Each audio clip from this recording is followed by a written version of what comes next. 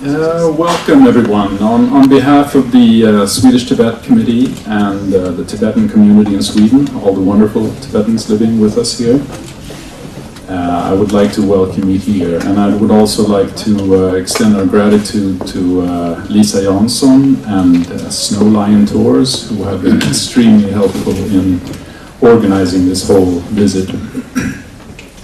It's a great honor for us to introduce you, Mr. President, and to welcome you to our country. It's also something that I would like to apologize for. I feel that as a president, democratically elected,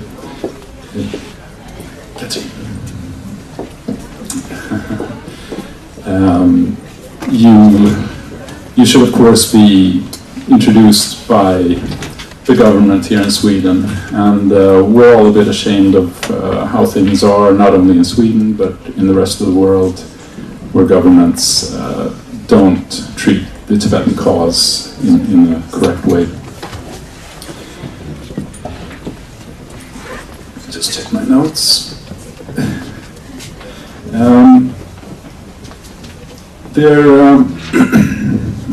As we all know, there are many suffering groups around the world, but I dare to say that there is probably no group of people that have suffered as much as the Tibetans have, and have historically and still are suffering.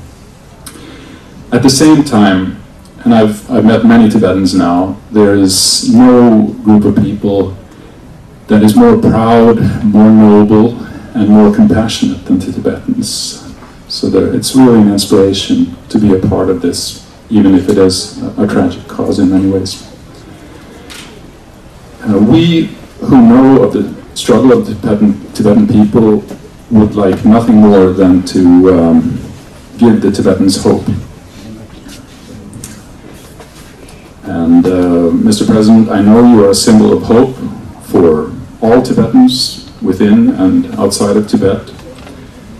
So I'd like to ask you, how do you define hope when your adversary is a superpower that seems almost invincible today? Thank you.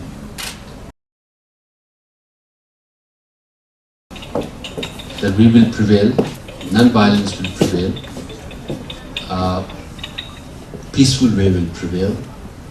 Because now today let me reverse, because you already put Tibet issue in a very gloomy context. Let me put it in a very positive context, and then that gives you hope. So you might be pretty surprised when I said if I put Tibet in positive context, and then in fact I'll go a step further and I'll give you an example that we have won against the Communist Party of China. Now, which battle we have won? From after the occupation of Tibet, 98% of the monasteries and nunneries were destroyed,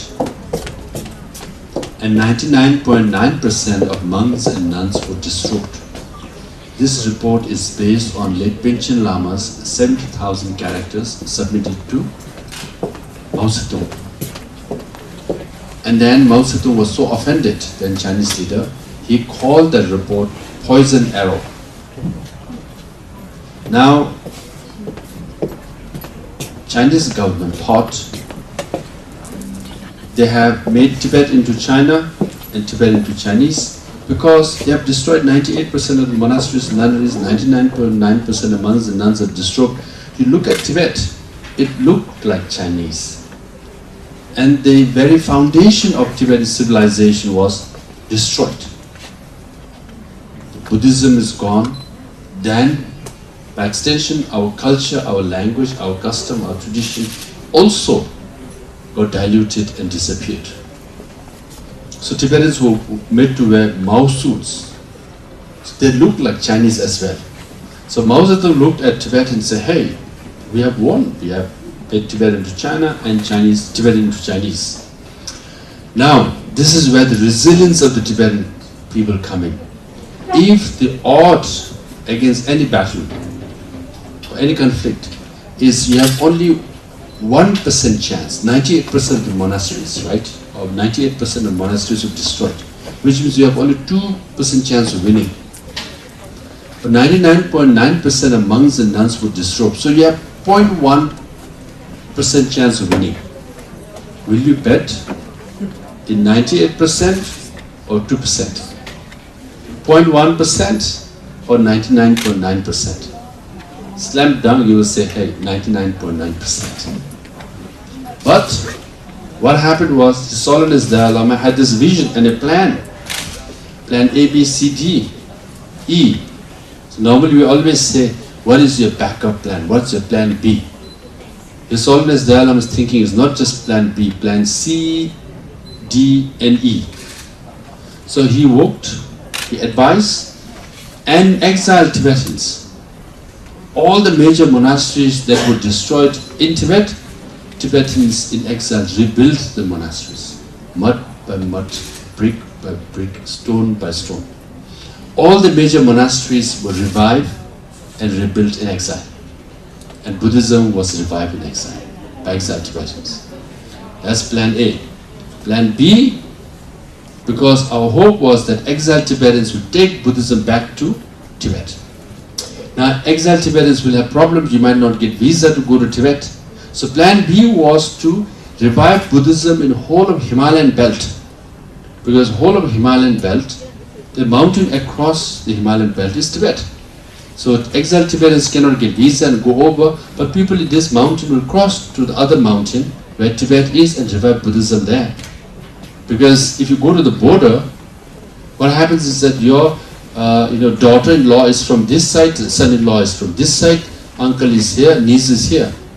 So plan B was revive Buddhism in the Himalayan belt. Now, 60 years hence, if you go to Ladakh, if you go to Arunachal, if you go to Sikkim, if you go to Bhutan, Nepal, Buddhism has been revived. So plan A succeeded, B succeeded.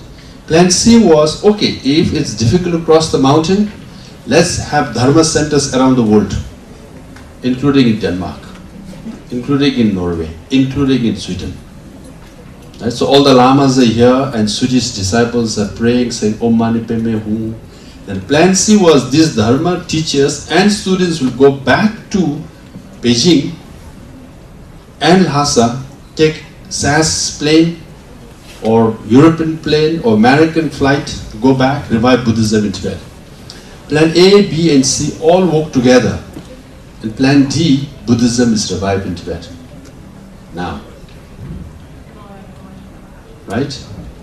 So if you go to Tibet, Buddhism is revived. Now so much so that Larungar Monastery had 12,000 monks and nuns. Yachingar had 6,000 nuns.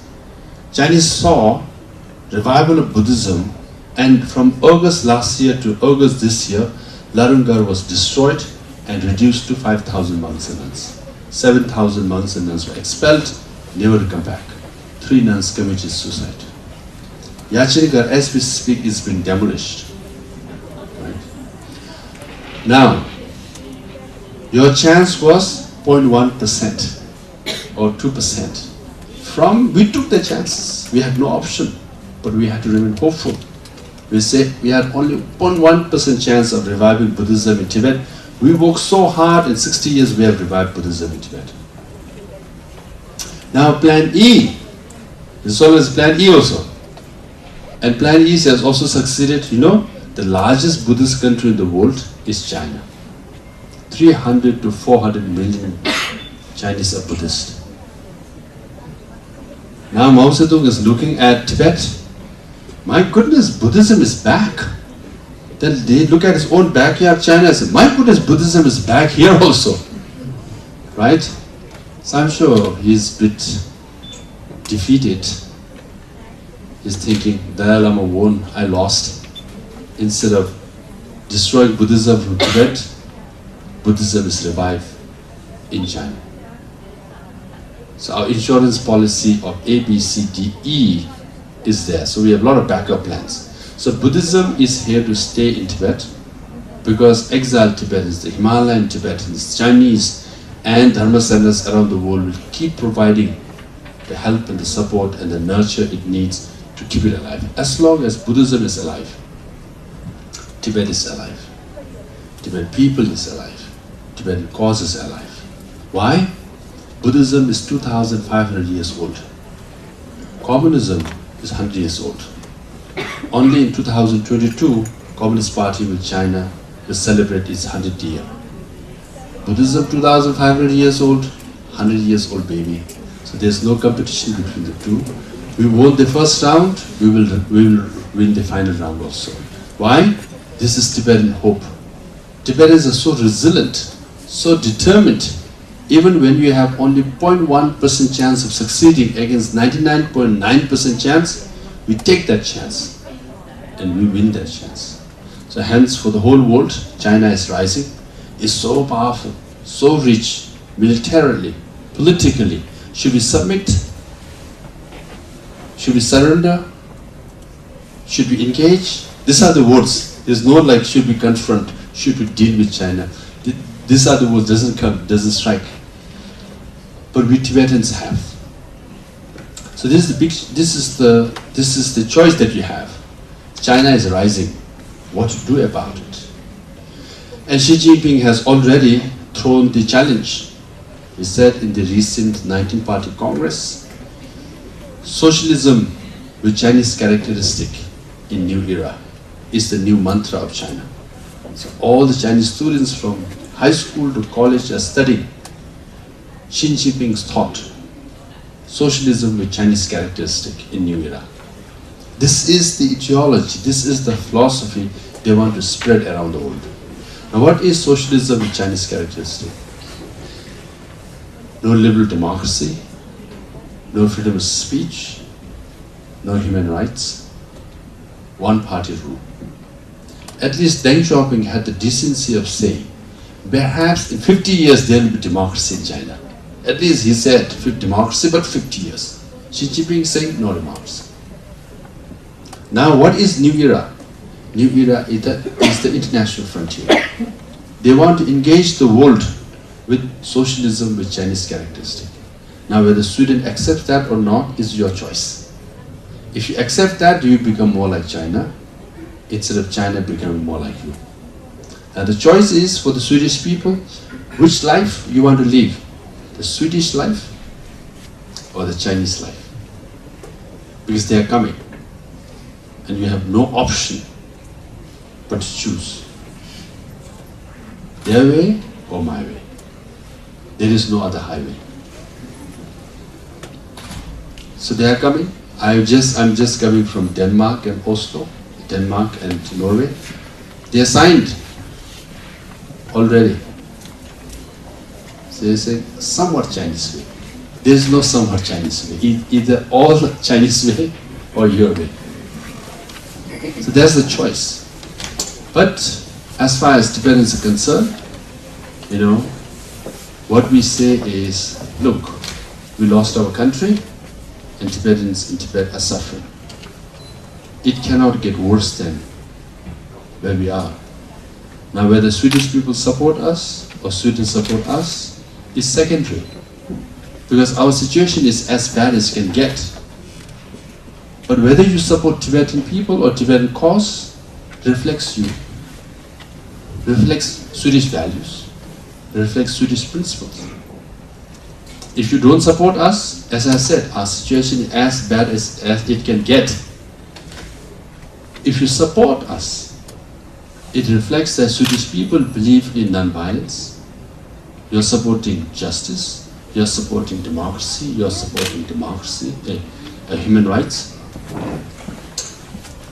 And the other choice is you support socialism with Chinese characteristic. You support injustice that's going on in Tibet. You support maybe perhaps a violent method because we are following non-violent. And you choose Mao Zedong over Mahatma Gandhi. The choice is yours. Or you choose Xi Jinping over Dalai Lama. Choice is yours. So it's a statement reflecting you than us. Right? So I hope you will choose Dalai Lama over Xi Jinping. For us, it's just a clear cut. You will choose Mahatma Gandhi over Mao Zedong, right? If you don't choose, well, we will say, well, Swedish people are hanging out with Mao Zedong. Right? Now, if you don't choose us, the non-violent, peaceful way, you're essentially saying violent way is okay. Now what happens is that there are many communities, conflict areas around the world. IS, Boko Haram, tribal fights, resource fights, a lot of groups around the world, conflicts around the world. They all are looking the Tibetan model, the nice guys, the non-violent, peaceful ones. Then the IS and Boko Haram model, right? More people talk about Boko Haram, more people talk about IS, more politicians go out and say something about IS. Other conflicts are saying, hey, that's the way you should go. Because if you buy a truck and drive through the streets of Manhattan and kill 20 people, you get attention.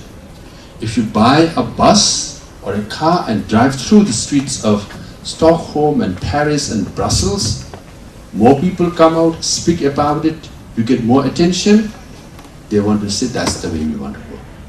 Unless you talk about Tibet, Dalai Lama, non-violent way, it's all right. There will be more violence in the streets of Stockholm. Because why? They all are looking at, they all are choosing. And it's a fact, since 9/11, the terrorist acts, the violent acts have increased, not just doubled, tripled, quadrupled. Why? More people are talking about violence. More headlines over violence. More media coverage about violence. More television shows about violence. And obviously, world is becoming more violent. Violent people are resorting to more violence. And we, in a way, Swedish and Sweden included, all of us created that because less people talk about non-violence. Less people talk about Tibet. Less people talk about His Holiness Dalai Lama. And now countries are signing agreement with China saying, oh, I want to engage with China. And China is saying, okay, but don't talk about Dalai Lama and Tibet. Yes, they sign. And then whole world is coming up and saying, violence is the right way to go. So there's more violence in the whole world. Since 9/11, we are in some ways not the creator but contributor to the violence in the world. So the choice before the world is also similar, because there is decline of internationalism nowadays, there is decline of liberalism, and there is rise of nationalism, and there is rise of extremism. In Europe, it's spread out. Europe, in Asia, you go, and these are the ideology of philosophy at crossroad or in conflict. Because the days of internationalism and liberalism of the after the collapse of Berlin Wall and Soviet Union in 1990s, where everybody talked about democracy is good, human rights is good, environmental rights is good, is gone. Now there is nationalism on the rise, extremism on the rise. Now we have to make a choice as human being, for the sake of humanity, for the sake of world. Which way you want to go? And Chinese model is one, and Tibetan model is other one. And in that sense, Tibet is a test for China, for Sweden, for the whole world. And you cannot say, oh well, I'll keep quiet. I'll be neutral. There is no neutrality here. Silence is complicit. So hence, Tibet issue is at the center of the international discourse. Which way you want to go? And supporting Tibet means supporting non-violence and all the good things. Hence today I've come here to Sweden again. Last time I came here in summer because I wanted to be more like tourists and less like Tibetan spokesperson. But this time I've come in winter so that I can shed some light and perhaps some warmth given the weather. No? Because we are in at the stage of the whole world that we all have to speak up. We all have to make a choice. We have no option. There is no option. China of 20 years ago is gone. China wants to impose its philosophy, impose its way of doing things on the rest of the world. China wants to be number one. And no one will object if China becomes rich. But is China going to be a responsible member of the international community or not? That is the question. And for that, we must get ourselves and push back. Not violently, but non-violently. We must stand up for basic principles of Swedish ethos, Swedish values, to do the right thing. You know, Scandinavian countries, right? Whenever, at least 10 years ago, now things are changing, I'll come to that. 10 years ago, even now, if you look at list of most peaceful countries in the world, Scandinavia is there, right? The most happiest cities in the world, most of the cities are from the Scandinavian countries. That's the image of the Scandinavian countries, the whole world. Oh, the Scandinavian countries up north is cold in winter and dark in winter, but they are very positive. They are morally upright. That's the image of Scandinavian countries, right? But your country is most peaceful, right? Your cities are most happy. But Tibetan people are most peaceful. Tibetan people are actually more happy. So now we have to combine peaceful, happy Tibetan people with peaceful, happy countries and cities. Together we have to march. That's the choice we have. Now it's been big dented. I just came from Norway and I just came from Denmark. Now before I used to have, you know, the number of is worried that it might fall and the number of people, member of parliament who used to come and meet has decreased a little bit now. Right? Even in Sweden, even in the intelligentsia, right? Of course in the government, of course in the ruling party, right? But then they always ask me, how do you do that? How do you handle all this cancellation of events and not showing up? And I always say, I don't look at that list because I'm a, you know, glass half full kind of person, not half empty. Because if I worry about all those people who don't show up, who cancel the meetings, I'll be in depression. I'll be so stressed out, I will not come out of the room. But rather, I will always look at those people who meet with me, who engages with me, and I appreciate that list and keep marching on. That's Tibetan optimism, that's Tibetan hopefulness. That gave us hope, and that's why we won the first round. Revival Buddhism in Tibet. Now we have to go enter into the second round. That is how to restore freedom for Tibetan people. Together we can. And this is the best opportunity also. Really. I was just talking to some influential people of Sweden. I said this is the best opportunity because why? China is also changing. And look at China. There's a discourse and debate is going on within China. Which direction should China go? Of course, Xi Jinping and Chinese leaders are saying one, and they are trying to take China towards one direction. But if you look at China, it is complicated, right? A lot of complexities in discourse. One, the age-old traditional Chinese guy, Confucius, is there. He has come back to China. And obviously, Karl Marx is also there, right? Hence, you have the largest communist party in China. And you have Adam Smith. Now, China is the largest market economy in the whole world. So they're all talking. Confucius way, Karl Marx way, or Adam Smith way. And recently, Jesus Christ has also entered the fray because there are a lot of missionaries now, right?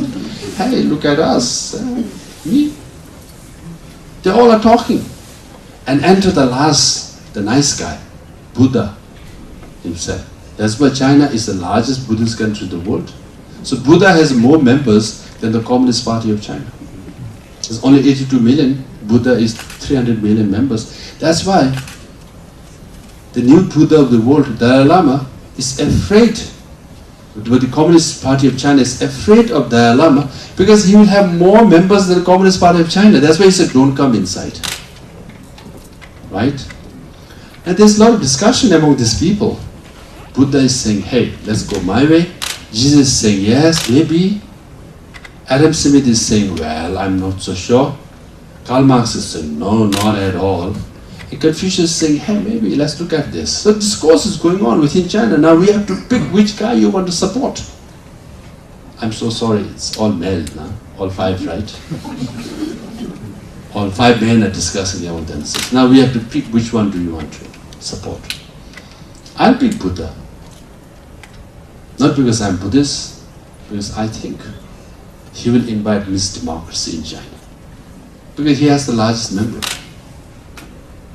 So we have a chance to enter into China and transform China from within.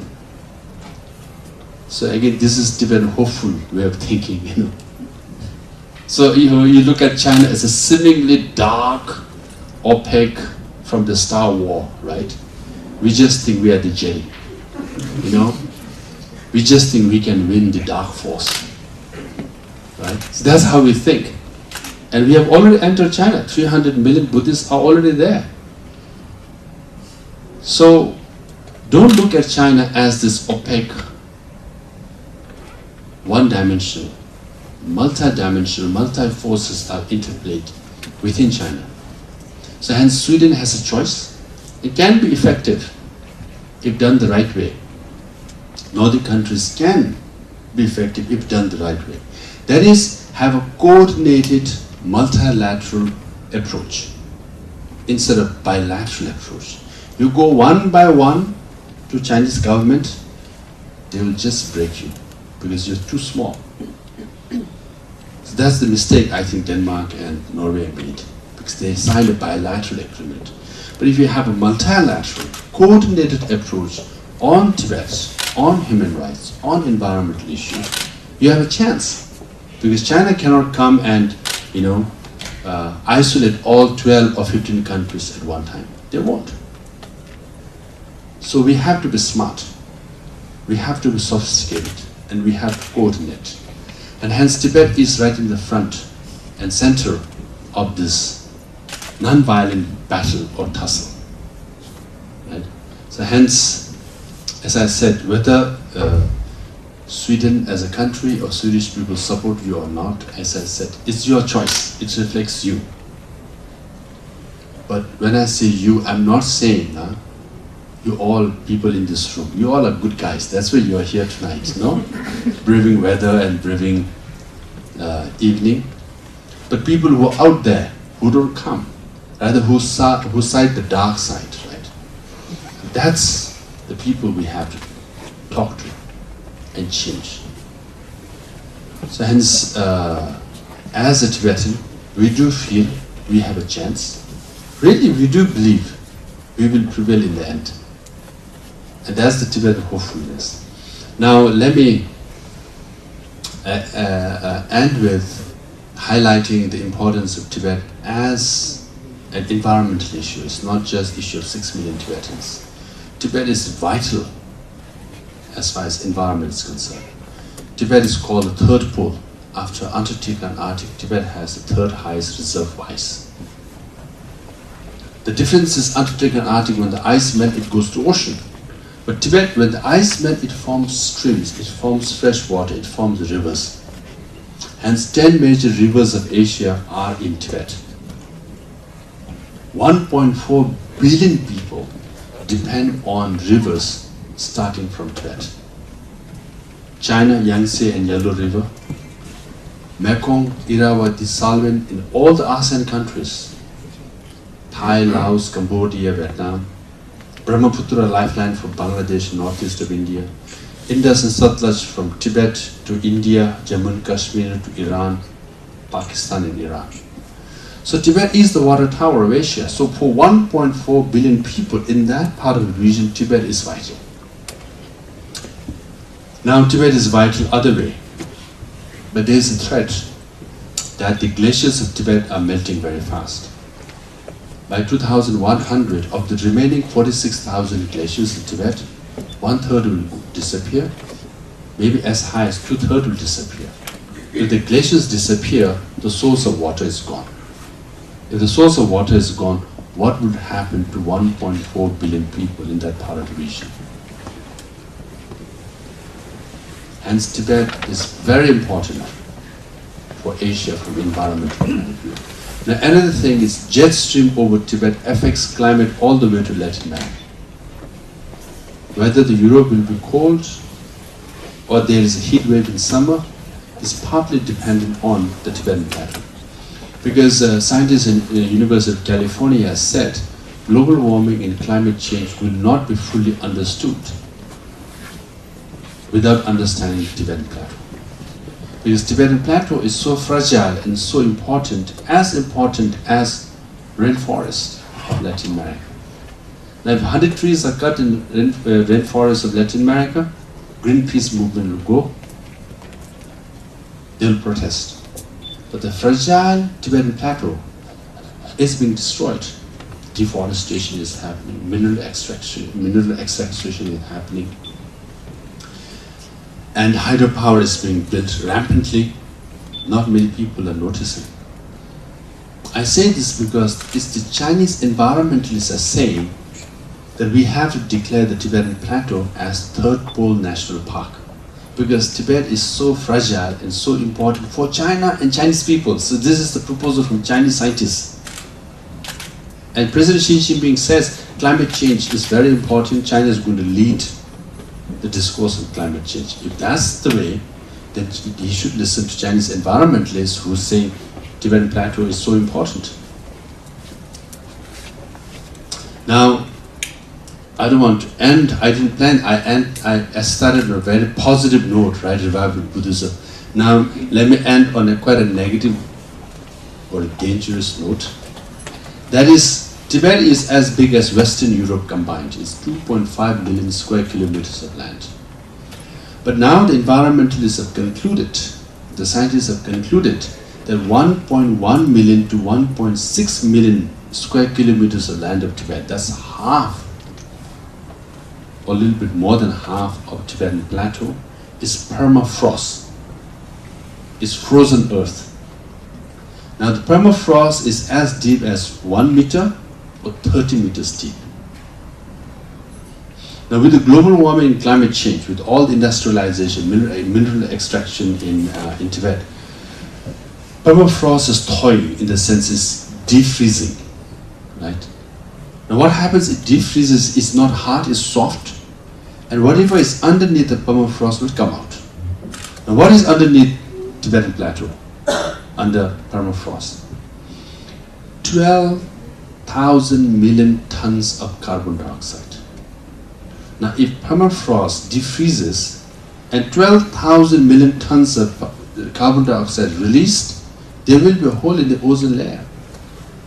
Now worse, more than 10,000 million tons of methane is under Tibetan plateau.